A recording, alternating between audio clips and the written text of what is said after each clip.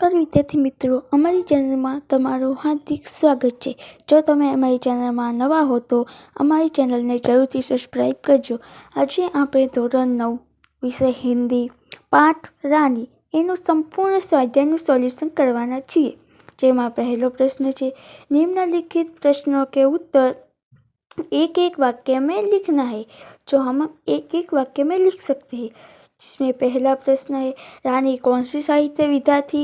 जिसका जवाब आता है रानी रेखांकित साहित्य विधा थी। हमारा वहीं पे दूसरा प्रश्न है, लेखिका ने रानी के अहवाल और कौन कौन से चरित्र लिए हैं? इसका जवाब आता है लेखिका ने रानी के अहवाल, रोजी और निंकी ने चरित्र लिया है। प्रश्न 3, लटकों ने समृद्धि पत्र में किस अन्याय की बात लिखी है? जिसका जवाब आता है लटकों ने समृद्धि पत्र में लिखा था कि जैसा अंग्रेज बच्चों के पास छोटा घोड़ा होता है वैसे अपने पास नहीं होता, वह अन्याय ही बात है। उसी के साथ हमारा दूसरा प्रश्न है, निम्नलिखित प्रश्नों के उत्तर 2-3 वाक्य में लिखना है। जो हम 1-2 वाक्य में और उससे बड़े 2-3 वाक्य में लिखना है।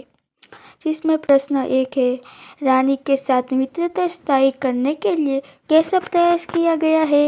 उसका जवाब आता है धीरे धीरे रानी के बच्चों की नाराजगी दूर होने लगी। वे उनकी गर्दन में झूलने लगे, उसके कानों और अयाल में फूल खोसने लगे। वे उसे बिकट और मिठाइयाँ खिलाने लगे।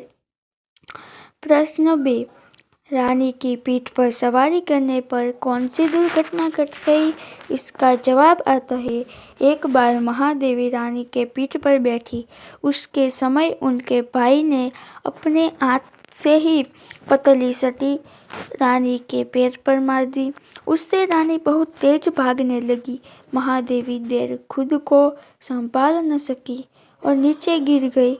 सन्टी लगने से रानी की शोभाइन पर चोट लगी और वह भागने लगी।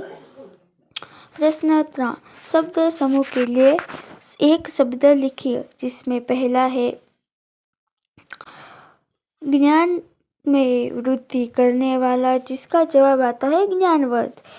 प्रश्न 2, बच्चों के हंसाने के लिए कर सकते हैं ऐसी प्रवृत्तियाँ, जिसका जवाब बाल शुभम प्रवृत्तियाँ।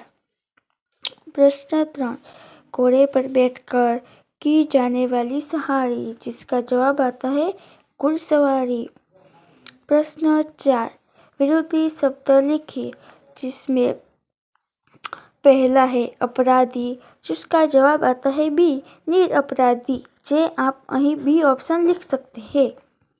प्रश्न 2, प्रसन्नता, जिसका प्रसन्नता उसका जवाब आता है ए अप्रसन्नता।